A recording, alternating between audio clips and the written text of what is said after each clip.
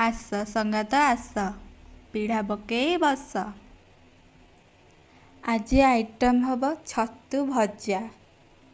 ତ ମାର୍କେଟ ଯାଇ ଛତୁ କିଣି ଆଣିଲୁ। ତାପରେ କ'ଣ କଲି ନା ଛତୁକୁ ଭଲ ମଜାରେ 2-3 ଥର ଖଣ୍ଡେ ଧୋଇଦେଲି। ତାପରେ ତାକୁ କାଟିକି ହଳଦୀ ପାଣିରେ ପକେଇଦେଲି କିଛି ସମୟ ପାଇଁ।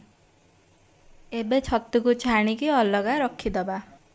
ଏବେ ଗ୍ୟାସ୍କୁ ଅନ୍ କରି ପ୍ୟାନ୍ ବସାଇ ତା ଦେହରେ ତେଲ ଗରମ କରିବା। ଏବେ ଟିକେ ଜିରା ପକାଇବା, ତାପରେ ପିଆଜ ପକାଇ ତାକୁ ଭାଜିବା। ପିଆଜ ଟିକେ ଭାଜି ହେଇ ଆସିଲା ପରେ ଲୁଣ ହଳଦୀ ଗୋଳେଇକି ରଖିଥିବା ଛତୁକୁ ପକାଇଦେବା। ତାପରେ ଛତୁକୁ ଘୋଡ଼େଇ ଦେବା ଆଉ କିଛି ସମୟ ପାଇଁ ସିଝିବା ପାଇଁ ଛାଡ଼ିଦେବା। ଏବେ ଆମର ଛତୁ ଟିକେ ଟିକେ ହେଇ ଆସିଲାଣି, ଆଉ କିଛି ସମୟ ପାଇଁ ଘୋଡ଼େଇ ଦେବା। ଏବେ ଆମର ଛତୁ ଭଜାଟି ପୁରା ପରଫେକ୍ଟ ମଜାରେ ରେଡ଼ି।